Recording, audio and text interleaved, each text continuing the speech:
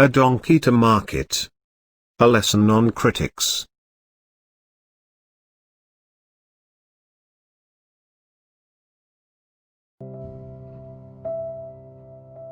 Long ago in Cambodia, there once lived a farmer and his son. The two of them took good care of all the animals on the farm. One baby donkey grew up to be the most handsome and plump donkey they had ever seen. He stood tall and had brown, smooth fur. On seeing the fine grown-up donkey, the farmer said to his son, "Look at this strong donkey. If only there was a need in our village to buy a donkey, we would get a good price for him. But all the farmers I know already have a donkey. We need to go far away, where most farmers do not have a donkey, to get the best price for him." "How far?" said the boy. "Can I come?" "It would be good to have you with me for a long trip," said the father. "So yes, let's go." "Where?" said the son. "The village of Kompang would be good," he said. Then the farmer stopped. "Wait. There is something we must think about. If the donkey walks as far as to the village of Kompang, by the time we get there he might be too thin. The price for him will go down." At last, the father had an idea. He and his son got hold of the donkey and tied each pair of its feet tight. They passed a pole between the two pairs of feet. The father put the front of the pole on his shoulders. The son put the back of the pole on his shoulders. In this way, the two of them could lift the donkey. They would carry the donkey that way. And that is how they set off to Kompang. While going on their way, they were seen by villagers who could not believe their eyes. They laughed and laughed. "Look!" they called out. "Did you ever see such a thing? Two men are carrying a donkey." They called out, "Old man! People do not carry a horse, or an ox. People do not carry a donkey. It is they that have to carry us on their backs." "Oh," said the father. He and his son took down the donkey. They untied the feet. Said the father, "We cannot both ride the donkey, for he is not strong enough to carry us both. Ride alone on the donkey, and I will follow you." And that is what they did. While passing through another village, the young man was asked, "Where are you riding to, boy?" "To Kompang," he said. Pointing, they asked, "And who is this old man behind you?"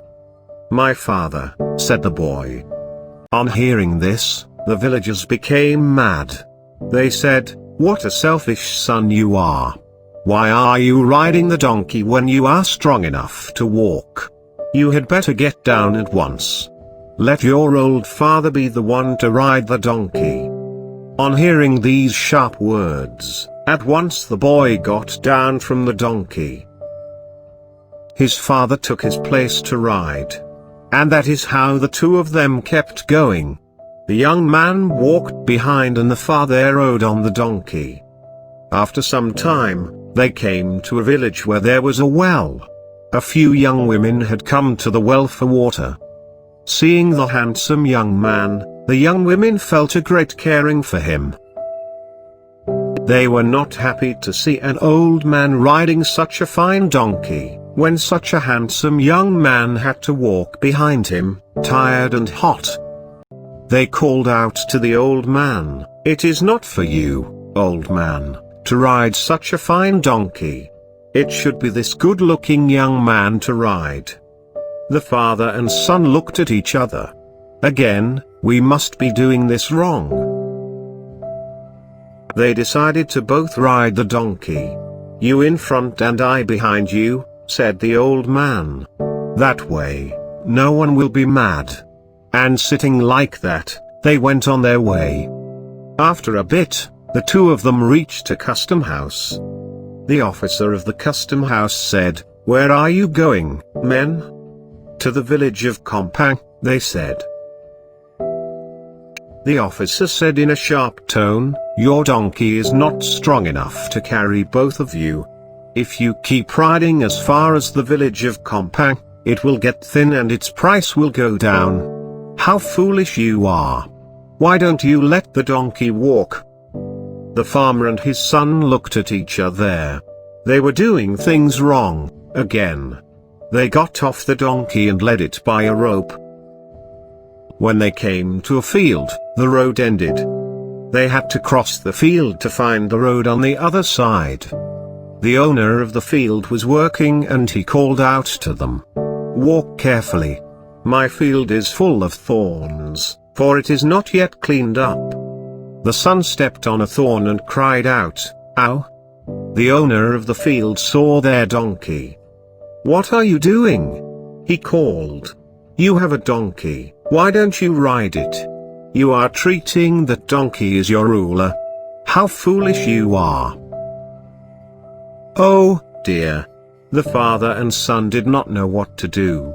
Whatever we do, someone has something to say about it. They talked and talked. At last they said, "We will travel as we see fit, that we will. And just put up with blame as it comes." And so the farmer and his son went on and reached the village of Compang. There they sold the donkey for a very good price, and to a good family, too. And the two of them went back home without any more loss of time. The moral of the story is: try to please everyone, and you will please no one.